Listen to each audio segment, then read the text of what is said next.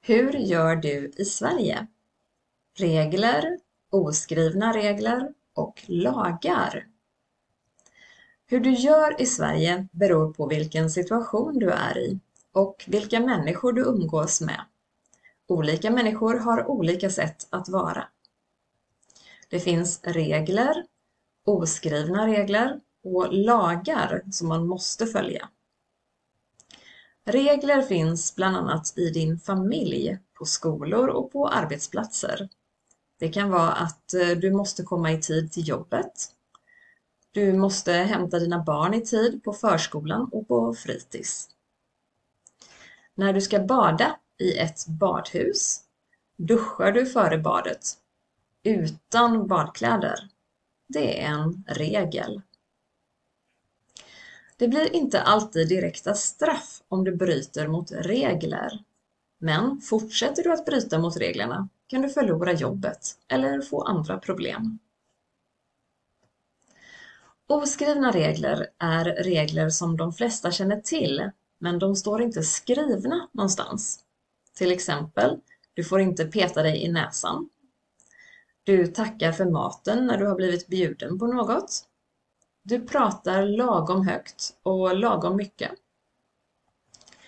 Inte heller oskrivna regler ger några straff, men människor tycker kanske att du är konstig om du bryter mot de oskrivna reglerna. Och det kan vara stora skillnader mellan de oskrivna reglerna i ditt hemland och i ett nytt land. Lagar är skapade av regeringen. Till exempel, du får inte skada någon. Du får inte köra bil i 70 km i timmen där det står 30. När du ska köra bil får du inte ha alkohol i kroppen. När ditt barn gör något fel måste du prata med barnet. I Sverige är det olagligt att slå ett barn.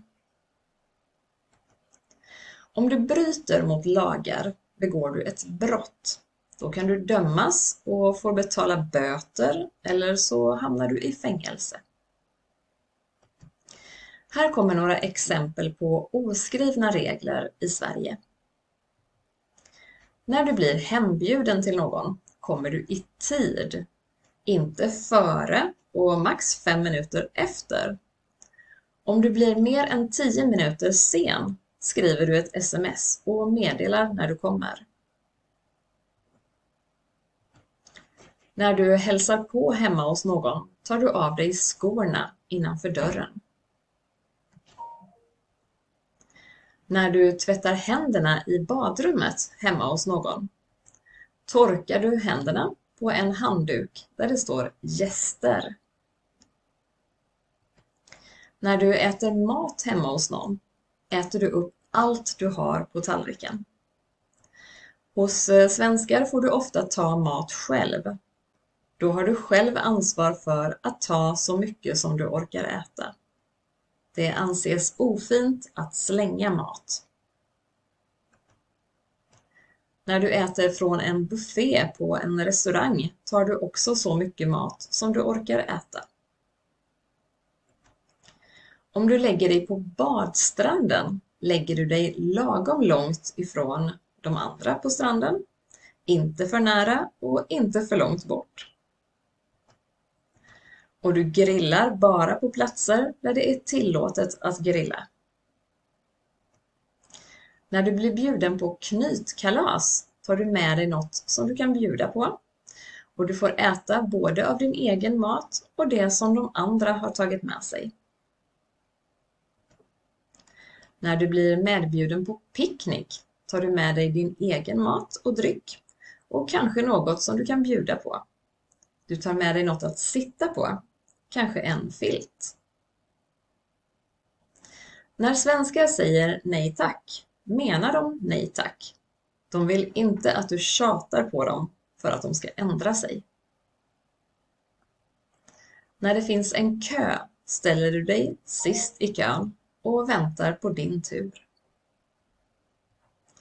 När du går på jobbintervju i Sverige berättar du både om dina positiva och dina negativa sidor i en bra balans.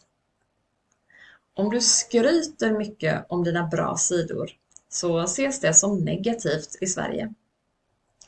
Om det visar sig att du har ljugit på intervjun riskerar du att förlora ditt jobb. När du talar svenska använder du helst inte svordomar som jävlar, fan och helvete. Men känn efter hur det är på din arbetsplats eller med dina vänner. När du är med vissa personer är det okej att svära och med andra personer är det inte okej. Har du upptäckt andra oskrivna regler i Sverige?